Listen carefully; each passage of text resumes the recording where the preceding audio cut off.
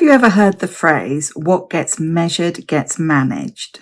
This is often attributed to business guru Peter Drucker, but it seems unlikely that he actually ever said it. However, it's a neat little saying and a helpful reminder that you should know what is going on in your business, not just on a day-to-day level, but also what the trends are, as otherwise it's really easy to miss super important things. In this video, I'm going to talk a bit more about what tracking KPIs or key performance indicators in your language teaching freelance business can tell you about which things you should be focusing on. My name's Rachel Roberts and I help ELT, ESL and language teaching freelancers create and market a business that enables you to earn more while working less.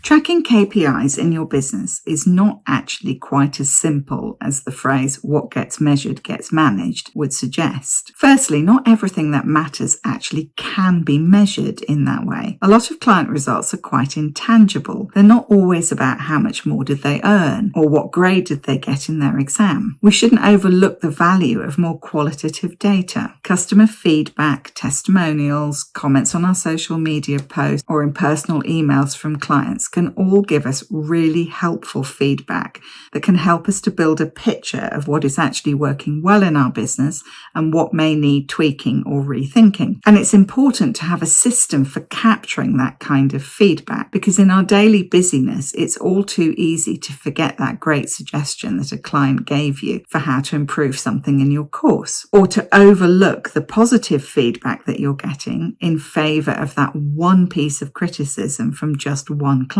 Secondly, not everything that we can measure actually matters, and it's definitely possible to waste an awful lot of time tracking figures which don't really tell us very much at all. So what should you be tracking? I can't actually tell you that precisely because it depends on your business and how it's set up and how your marketing's set up, and on what your current goals and focuses are. A little later in this video, I'll talk about some of the things that I track, which may also be relevant for you. But ultimately, you are the only person who fully understands what you're trying to achieve, and you need to take ownership of creating the right goals and assessing how well you're achieving them and what might need to change. There are probably two key reasons to track things in your business. Firstly, for motivation and to give yourself a sense of progress. Let's take my YouTube subscriber numbers as an example. Now, I believe that having a YouTube channel and putting out regular content to help freelance language teaching professionals like yourselves is a good idea for my business because it gets me in front of people who may not be following me on social media. And it demonstrates, at least I hope so, that I know what I'm talking about and that I'm well positioned to help you with your business. The fact that it's video also helps people get to know me that little bit better and to get a feel for what it might be like to work with me. Obviously, I therefore want to grow my audience on YouTube, and so the subscriber numbers do matter. So last year when I started this channel, I set myself a goal of 1,000 subscribers in the first 12 months. Quite an arbitrary goal, really, and I actually didn't quite make it. I think I was about 20 short. But that goal helped keep me motivated throughout the first year, and it led to me consistently taking action to encourage people to subscribe, such as building that call into my videos and sharing links to my videos on social media and in my emails to my mailing list. And if you haven't subscribed to this channel, do it now. But in actual fact, subscriber numbers aren't really that important. There's no benefit to having subscribers for the sake of it who never watch my videos, for example, or who switch to something else almost immediately.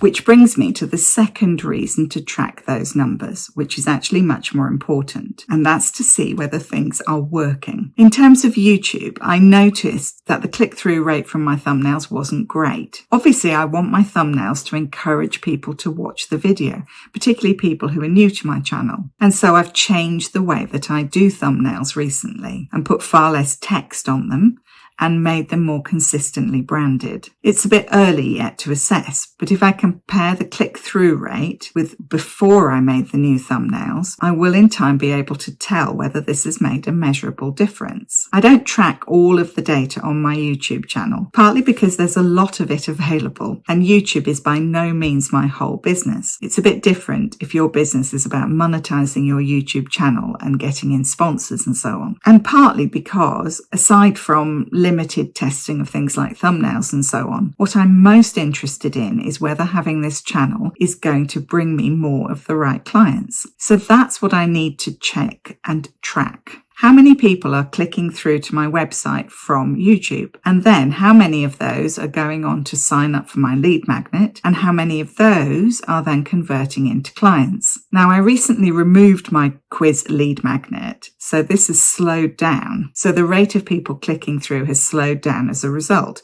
But that in itself shows that having that lead magnet was having the right impact. And there's a new and better quiz for you coming soon. But overall, in the past 6 months, the click-through to my website has more than doubled. So I know that the calls to action I'm making and the content of the videos I'm making is encouraging people to find out more about me and the services I offer. I also ask anyone booking a call with me where they found me, and I track that, and I can see that YouTube is increasing as a source.